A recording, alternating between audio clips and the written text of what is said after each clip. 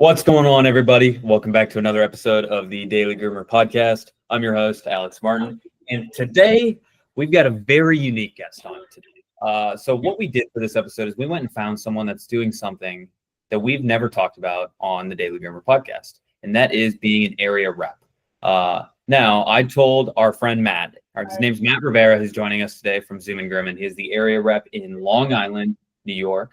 I told Matt that I'm going to play the big dumb idiot for all of us today and ask all about what being an area rep actually means, what you're supposed to do, what he does on a day-to-day basis, how you build out a territory to take over for mobile grooming, how you find good franchisees, how you find good groomers, how you build out your team.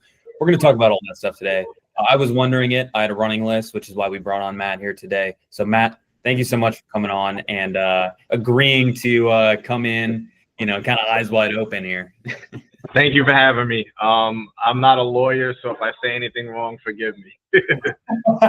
That's how I know it's going to be a good episode, man. All right, well, Matt, before we get going, I'm just curious, man. I don't honestly know that much about you. How did you get to where you're at today? I mean, how did you get into grooming? So I own another company that's a home inspection franchise. Okay. And we partnered up with Loyalty Brands, which is a bigger franchising company. And when we did that in like early 2019, 2020, they acquired Zoomin Groomin at the same time. So we kind of came in as like sister brands, sister brands. At that time, I knew nothing about grooming, mobile, nothing, but I watched for probably 3 years before I made a move and decided that, hey, I think I like that brand too, and I want to jump into it. Okay, nice. And so you saw it as a fellow franchisee, and you were like, wow, I mean, that is pretty enticing. Let me jump in. Yeah, I mean, I'll be honest. I seen it and I was like, oh, it's a mobile dog grooming brand, whatever. I didn't really think of it, but one of the first couple of locations they had sold, I knew that person. And I watched their success. The first year I was kind of like, they're plussing the numbers. It's not really what's going on. And then the second year I'm like, wait, they're still doing it. Maybe they're not lying. And then by the third year I'm like, wait, they got 5 trucks. Something must be working because they're going in the right direction. So then that's when I really started taking it serious and talking to my partners and were like, hey, let's look into this. Okay. No, I mean, dude. No qualms at all. I mean, the fact that I'm not gonna fault you for seeing the numbers angle and it makes sense. Everyone finds it from a different way, and so again, no fault at all for finding it that way. That's pretty cool, and it's pretty neat that you already were familiar with the franchise model. I feel I knew myself, I was not familiar with how franchising worked before starting the podcast and learning, in Austin, Furryland, and etc. So you're an area rep. And that's what I haven't had an area rep before. What does that even mean? Give me the high level summary of an area rep for a franchise. So an area rep isn't a new thing. They call them area reps, area developers. What it is basically in a normal franchise system, they usually have the franchisor and the franchisee. The franchisor is the franchisor and the franchisee is the independent owner that buys it. When the franchise system puts in an area rep or area developer model, they put in another layer. So what happens is you could buy a chunk of areas or locations and you help develop it and you get a piece of what the franchisor would make. So in Zoomin Groomin, there's no added fees to the franchisees. A lot of times they don't even know there's an area rep involved. But what I do is, so take Long Island, for example. I paid Zoomin Groomin to be the area rep, so I gave them money up front. And I look at it like I'm a mid-level salesperson. Like if I don't sell locations, I gave them money for free. If I sell locations and they start developing and start working and making a profit and paying royalties, I start making money. It's more of an investment where it's not a day-to-day job. I'm not the salesperson. I'm not the trainer. I really just help develop the area, and then as the locations are trained and start opening up, I'm that point of contact that could help them. Hey, we tried this out, we did that, and I with a mechanic yesterday. I told you trucks broke yesterday. I give them a mechanic that we use or somebody else used. Got it. Okay. I like the way you frame that. It's like you're a mid-level salesperson trying to sell more Zoomin Groomin franchisees, right? Trying to sell more locations, right? Exactly. And you said you're trying to develop how many? So originally we bought Long Island, which was 17 locations. Then a year later, we ended up buying Connecticut, which was another 17. So it was a total of 34 altogether. And we currently have, I think, 15 of them sold. So we have about another 18 or 19 left. That's congrats, man. That sounds. Yeah, it's been less than 2 years. So it's happened fast. That sounds awesome, man. So you said it's not a, quote unquote a day-to-day job. I know you're in an office right now. You're wearing a Zoomin Groomin baby. Like, it sounds like you're pretty pot committed. So tell me then, like, what does, if we were to break out into like what it looks like those 15? So again, at the beginning, it was marketing. So honestly, I got a lot from Facebook and LinkedIn, just posting about Zoomin Groomin, posting the truck, posting dogs. People got really interested in that. Once that started rolling and locations were being sold, I became that point of contact. Like I said, yesterday, somebody's truck broke down. They called me up. They're like, hey, this broke. What can we do? And I was like, call this guy. He helped somebody else out. So I'm kind of like, they could always call the franchise, but the franchise deals with everybody on a national level. They could call me, and I could tell them if somebody here has dealt with it or if the problem I already have dealt with. Got it. Okay, that's kind of cool. You're kind of like the Godfather in that sense, where it's like only Long Island and Connecticut, but yes.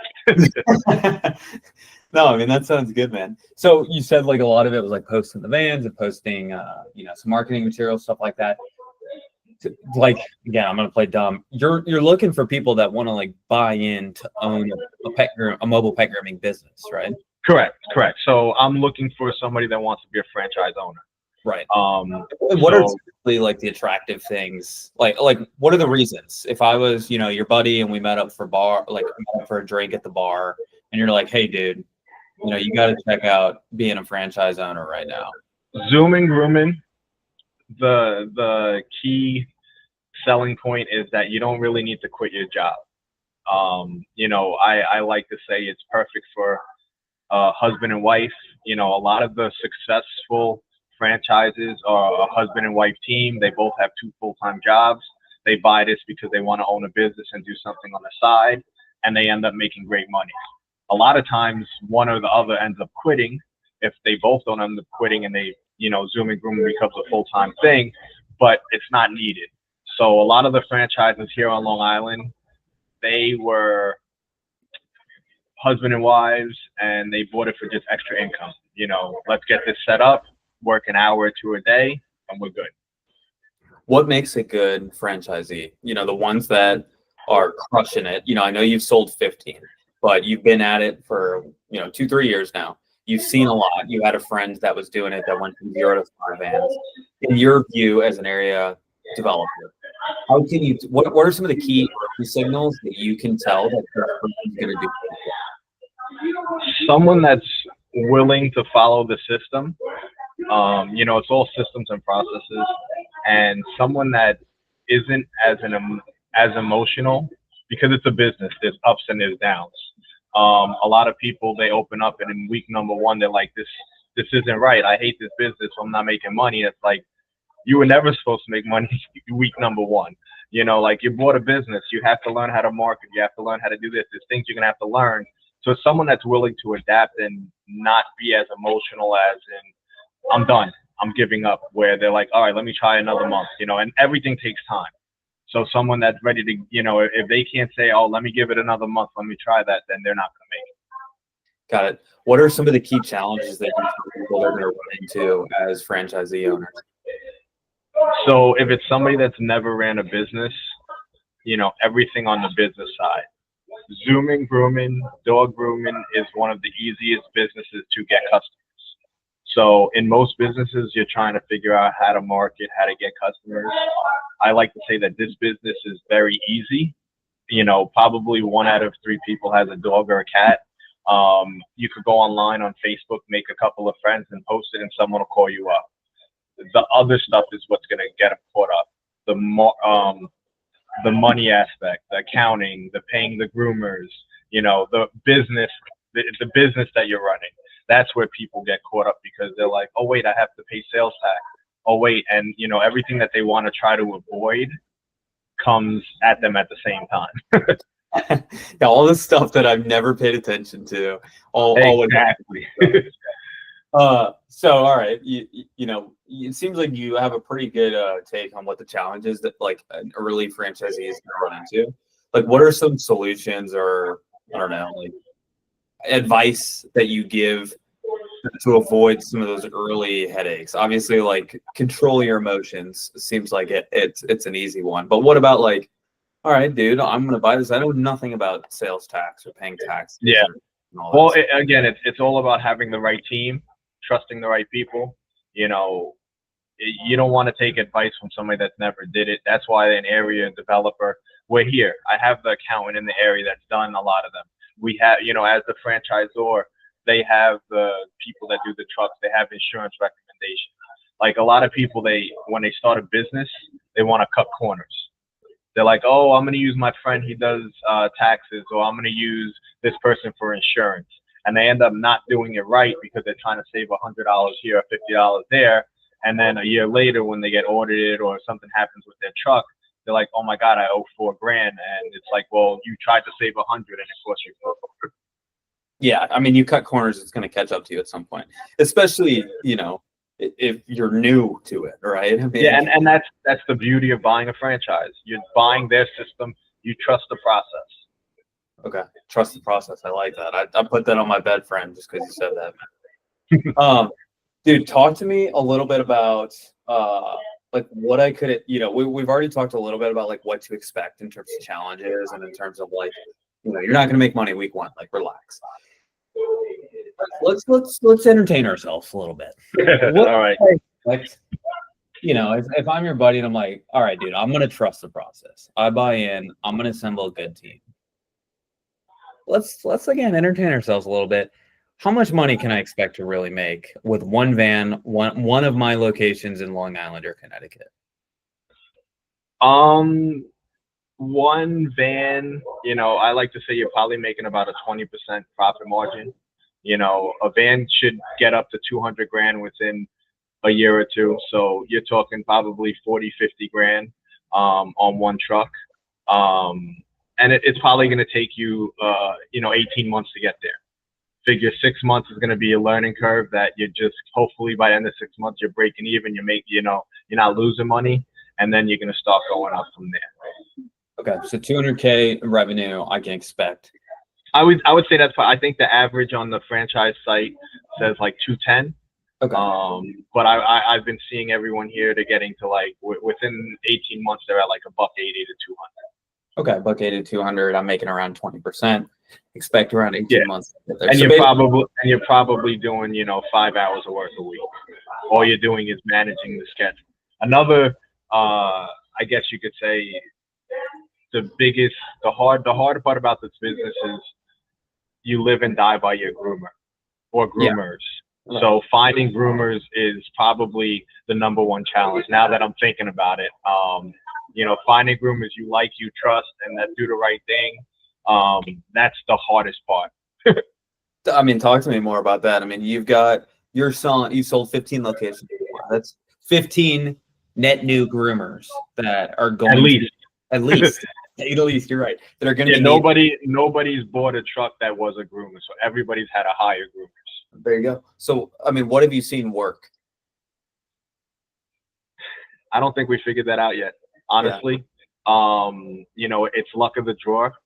My brother-in-law, he bought a location, and the first groomer he hired is still working for him 2 years later. She basically runs the truck for him. She's the best groomer ever. Me personally, we hired a groomer. And within a month, we had to shut down, fire, reset, hire again. It took me probably 6 months to find the really good groomer. And now we have 2 really good groomers there. I love them. But it's probably, some people get lucky, but you're going to go through probably 1 to 5 groomers before you're like, I really like this one. What are some key things to look for? Obviously, like that gut feel is always there. We're like, you know what, I really like this person. I just feel like comfortable and confident in them. But what are some key things I can look for, on a resume or in our first conversation with that groomer that you know see? What? Chuck the resume out the window. Honestly, like with grooming, they could lie. They could show you pictures of these dogs that they supposedly groomed. The first thing I go by is just their personality and how we interact when we do our face-to-face interview. And just to make sure that they're not like, the problem we've had with a lot of these groomers is they're very cocky. They know that they're good, but they like to tell you, they like to tell the customer, they don't like to be wrong. So I rather somebody that's a little bit more humble, somebody that we could train a little bit. Like if you're not the best groomer, I could send you with a better groomer, and teach you the right way. But if you're not right to the customer, if you're not a good person, it's just not going to work out. Right. And do you recommend, for your 15, is it, hey, find one groomer and just deal with that for the time being, and once you get stable, maybe you start looking to expand? That's how I recommend starting off slow. There's a couple locations that started off and tried to go, let's hire 2 groomers, go 7 days a week. And they were crying because they didn't have enough work. They weren't growing fast enough. Their groomer quit. I recommend saying, we're going to make a little bit less money at the beginning, but we're going to hire the right people. What are some of the major hesitations that you hear while selling someone on opening up a mobile grooming franchise? Running a business, not knowing anything about it, hiring, again, it is a business, and the problem is like a lot of people, even the people that we have under us, we have on Long Island 9 locations. I'm the oldest one and I'm almost 19 months in. Nobody's really been in it for that long where they've been through every cycle and they know everything. So people are complaining when they're at month number 10 saying, I'm not really making a lot of money. And I'm like, but hold up, you own a business that's paying for everything. You're not losing money. And right. That's really, really good. Like, what business are you not losing money in 10 months? Like, they don't, like, if they've never bought another business, they don't understand that, like, they're complaining about stuff that's really not relevant. And in a year or two, they're going to be like, oh my God, I'm so happy I did this. Yeah, that makes a lot of sense. It almost would make me, if I was in your shoes, like a little hesitant to share, like, hey, this is what you could make, because it automatically sets expectations so high right out the gate. Yeah, I don't tell anybody usually what they could make. I usually just say, like, you should be cash flow positive within 3 to 6 months. So you shouldn't be losing money. After that, it's on you. Right. There's a whole lot of variables, that could, there's people that are doing 25 grand a month. There's people that are doing 10 grand a month, and is one working harder? Maybe. His location has to do with it? Maybe. So I don't like to overpromise, but I do know that they can be successful, and they just got to give it a good run. Right. What made you buy more, another 14 more?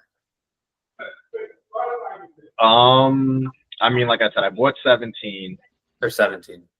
I bought 17 in Long Island, and within 5 months, 5 was sold. Okay. So I was like, oh wow, like this isn't that bad. It's pretty easy. And then, one of my friends in Connecticut who was involved with some of the stuff I was doing was like, hey, I live in Connecticut. Why don't we just do the same thing there? Nice. And I was like, cool, you could be me there. I'll invest in you like you invested in me here. And that's how we did it. Got it. That makes sense. So obviously you have incentive to make sure that these 17, let's call it like workout, right? Because you, as you said in the beginning, you only make money if they make money, right? But what do you do to ensure that these you only have 17 in some sense, right? You need to make sure these 17 are sharks and are killers, right? Because that's what makes your investment as we've talked about. Yeah, this was an investment for you, worth it. I mean, what are some things that are top of mind for you when selling a franchise that you look for, right? Because again, you said you're running ads and you're running that sort of stuff. I'm sure you're not taking everyone that applies or wants one. So a lot of that ends up being loyalty, or the Zoomin Groomin. Like, Okay. I'll pass the lead to them. But one of the things I've learned is I don't judge anybody. Some of the quirkiest, craziest people I was like, there's no way they're gonna be successful, became super successful, and some of the most hungry, I'm gonna kill this, ready to go, are out of the business in 2 months. So I don't really try to judge. I try to meet with them, and as time goes on, like, all right, this person got more bad habits than good. Even on Long Island, we had one location. The guy opened up, and he just didn't want to follow the system. His whole thing was like, I'm creating my own business, and he ended up selling that location within 6 months. But we knew it when we met him. I'm like, oh, this is everything we told him. He did the opposite, and then he would tell us why. And I'm like, they know, we don't. Why don't we just listen? Gosh, that makes it so tough because you might not know a lot of things, but the system works. Like, I mean, he called me up one day. He's like, Matt, I can't keep Groomers. And I'm like, all right. And I started talking to him, and he let it slip that he hired 2 groomers that don't have licenses. And I was like, wait, we're a mobile dog grooming company. How are you hiring groomers that don't have licenses? He's like, well, I figured my wife would drive them around all day. I was like, do you think that's sustainable? Like, like, your wife's gonna hate you. Like, this isn't like, she didn't buy the business to drive a groomer around. The groomer doesn't want to have your wife sitting there in their ear. So, like, it was just little things like that. It was like the common sense was going out the window. Zoomin Groomin says advertise like this, and he's like, no, I'm gonna advertise like this. And it's like, if you didn't try what they said, why are you trying to reinvent it? At least figure if it don't work, then you got to adjust. But if you didn't try it, what are you doing? What are some things in the Zoomin Groomin system? I mean, everything's automated. So, the marketing, they have a great marketing system in place. A lot of the stuff that you normally, they have a lot of apps and programs that all talk to each other. So the whole customer facing part of the business is all automated. Emails, text, calls. So it's one app, does it all, which is beautiful. And then when it comes to the marketing side, they have the apps that all talk to each other. So you go on one app and it schedules Facebook, LinkedIn, Instagram, like it's all Google. So like it's very streamlined, which makes it beautiful. Credit card processing, everything is done for you. So like, you don't really have to think. It's the problem. Like I said, it's the people that have other businesses that are like, well, I used to do it like this. And it's like, well, wait, don't change until you try what we're doing. Exactly. Yeah. Try what we're doing. And if there's something that you want to tweak, go for it. Right. That's again on you. Exactly. Right? And just reject that right away. Yeah. I mean, I was telling you earlier, like, this year's been very rough. The winter has been crazy cold. Trucks have been breaking, but the franchise has been very like, all right, let's figure it out. Let's try to solve this for next year. Like, everybody's evolving and learning. Like, it wasn't anybody's fault. Like, nobody knew we were going to be 20 degrees for 3 weeks and the pumps were going to break and the valves were going to break. But everybody has been working at it as a team. Like, all right, let's solve the problem. So next year, nobody has to worry about it, or the new franchises don't. That makes sense. What are some other of the challenges about running a mobile grooming business up in the Northeast, up in Long Island and Connecticut? I mean, always the driving, the roads, people. I mean, we're on Long Island. We deal with people that complain about water. They complain about this. They complain about the truck. That's the normal. In Long Island, so this was one of the biggest challenges for me. I had to, again, I told you, I bought a location, which is the Smithtown location. Yeah. And I went to training. And when I got back, they were like, all right, you're going to go back home. You're going to apply. You're going to do this. You're going to do this. And I started doing that. And I live in Suffolk County. We are one of the only counties in the whole United States that doesn't allow the owner. Well, the owner has to be a groomer. So everywhere else you could sub it out, you could hire groomers. Suffolk County, the owner has to be a licensed groomer. So I had to go and become a licensed groomer.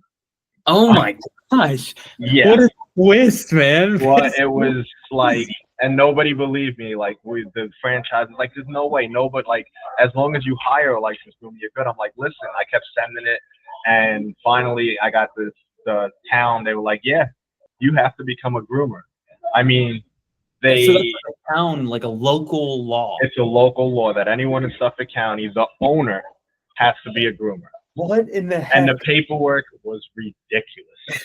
Like, it wasn't like, you know, I mean, I had to take CPR for dogs. I had to take, like, it took me probably 6 months of going back and forth, and they finally gave it to me. And I think they gave it to me just because they're like, all right, this guy's not going to give up. But like, they knew, like, I was never going to groom a dog. Yeah. But I had to go through all the hoops. It's crazy. So I'm technically a licensed groomer. There we go, man. That's awesome. I wouldn't trust me with your dog, but Yeah, I don't think I'm bringing my dog to you. So now that you've seen that side, not that obviously you're licensed, but you're not doing it on a day-to-day basis. Do you think there's a big difference between franchisees that are licensed groomers and franchisees that are just, I don't know, non-licensed groomers, let's say? I do. And it's not from that. It's from when I opened the business, I went on like Facebook and joined all the groomer groups. Sure. And you could see the difference in responses from who's a business owner and who's passionate about grooming. Right.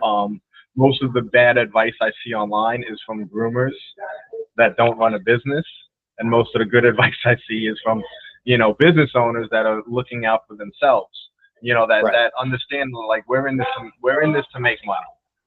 Like, a lot of groomers, they're very passionate. They love their job. But they're like, I want to make more and more and more, and you're making millions. And it's like, hold up. If I'm paying you 40 or 50% of what we groom the dog for, there's not much meat on the bone after you talk about insurance, taxes, credit card fees, and everything else. So there's a big learning curve. A lot of the groomers, they have this perceived thing. And if you only work for yourself, the money goes in your pocket. Like, they're not worried about all the other stuff that when you're in a franchise or, the taxes, if you work for yourself and you get cash, it probably goes in your pocket, and who claims what? We're all above the water where everything is on the credit card. Everything is being accounted for. So, like, there's a lot of stuff that people don't understand. They just don't understand it. Yeah. Have you run into that problem in your one van, or, have you seen that problem firsthand from any of the franchisees that you've sold? Which part? The exact part there of, I don't want to say disagreements about, commission or payment, but kind of, yeah, like the muddy water around, like, hey, you're a business owner, you don't even know what you're talking about, you don't groom. And a business owner, maybe even coming back and being like, hey, you're a groomer, you don't know what you're talking about, you don't own a business, right? Have you seen kind of that dynamic play out in your own business or with any of the franchisees that you've sold? Oh yeah, I've seen it play out. I've had it play out with a lot of the groomers, a lot of the ones that don't work for us now. Again, what happens is you go online, you post a question, how much should I be paid? And 20 people say 50%, 60%. And they don't do the math where it's like, all right, we're on Long Island, we might be charging more. What are you making an hour? If you work at Petco and you charge $40 a dog and you make 50%, you're making $20. If we pay you 40%, but we're charging $200 a dog, you're making what? Over $100. Like, there's a big difference. So I always try to explain to them, like, do the math. What do you want to make an hour? What do you think's worth it? And then complain. Don't just say, hey, I want 50% because that's what everybody said. Like, let's figure this out. Like, are you not happy because you think you're not getting the right percentage, or are you not happy because you're not making enough money? Like, they're both different problems. I think you're 100% right, because all of us are humans, and at the end of the day, like, we want to provide, right? We want to provide for ourselves and for our families, right? And so, I mean, I'll be the first to say I sympathize and empathize with people that think that they're worth more than they are and they're not making enough money, right? But I think what you're saying is almost a different problem, where it's, hey, you're not understanding what you are making per hour, right? Or the meat on the bone that you are getting, right? And sometimes I think you're right. It's hard where you do need to empathize, but a lot of times it's like, okay, let's just like sit down and let's map out where this money is going, so like we're both on the same page. Yeah, and that's what I'll do. I'll take a look and I'm like, well, she's complaining about last week. She did 3.5 days and made $1,500. It's pretty good. Like, where does she think she's going? Like, like, does she want to work more hours because we could put more dogs in the day? Or, Right. And a lot of times once you show them the other side of it, they're like, oh, all right, you're right. Because I've told them a few times, like, hey, look, instead of a percentage, we could go to hourly. And they realize that once they go to hourly, they're going to make a whole lot less and work more. Yeah, 100%. As we kind of round near the end of this, Matt, you've been in it for 2-3 years now. This is something I like to ask a bunch of my guests that have been in it for more than a year. Where do you see the world of mobile grooming going? Whether this is like where you see Zoomin Groomin going, or where you see just mobile grooming going in general. Like, if I was to give you a crystal ball right now and say, all right, man, tell me like what mobile grooming looks like in 5 to 10 years. I think we're just at the beginning. I think mobile grooming is going to take off. I think people are getting inherently more lazier, and they realize that, the stress of taking your dog to a place, dropping them off, then waiting, then having to come back is way more stressful than just saying, hey, can you come to my house and be here at 10 o'clock tomorrow? The dog's walked out, the dog put in. People like convenience, and they'll pay for it. Like I said, this has been one of the easiest businesses I've ever been involved in, that I could literally post on Facebook tomorrow, hey, I got an opening, and someone will tip me up right away. So I think we're just at the beginning. I do think Zoomin Groomin is going to be one of the big players in the industry, because we're catching a lot of momentum, and we have a good product and good people behind us. But I think I think mobile in general across all businesses is going to be big. Yeah, that makes sense. One thing I didn't ask, which I'm just curious if you don't mind sharing, is what kind of pricing are you seeing up in Long Island and Connecticut? I mean, so because of the truck, our minimum to show up at your house is $70. Okay. And that's where we get some complaints, because if you go to Petco or a grooming place that has a storefront, they'll usually do like a small 5-10 pound dog for 30 or 40 bucks. But Sure. we can't go to your house to show up there. Once you get into the bigger dogs, we're very, very competitive. Our average dog is probably 120, and that's a full groom, full everything. Yeah, I mean, honestly, man, that's extremely competitive. I would have expected a little bit higher. Yeah, there's 2 other big players on Long Island. One of them has 15 trucks. Okay. They're probably close, almost double what we have. Their trucks are doing like $1,500 a day. But we get a lot of the customers that are like, they're way too expensive. And again, we're new, we're growing, so we'll probably in the next year or 2 end up being, slightly less than them, but not at their level. Makes sense. Well, cool. Well, Matt, I appreciate you coming on and sharing all this, dude. Like I said in the beginning, I just wanted some insights on what it's like to be an area developer in this game right now that, all these franchises trying to out, all their areas, and seeing that you got 34 that you're responsible for. It's pretty exciting, man. I mean, I'm rooting for you. I love the attitude that you have towards it. I love the professionalism that you bring to the space, and I really appreciate you sharing all these insights today. Thank you. I appreciate being on. And that's the pod, guys.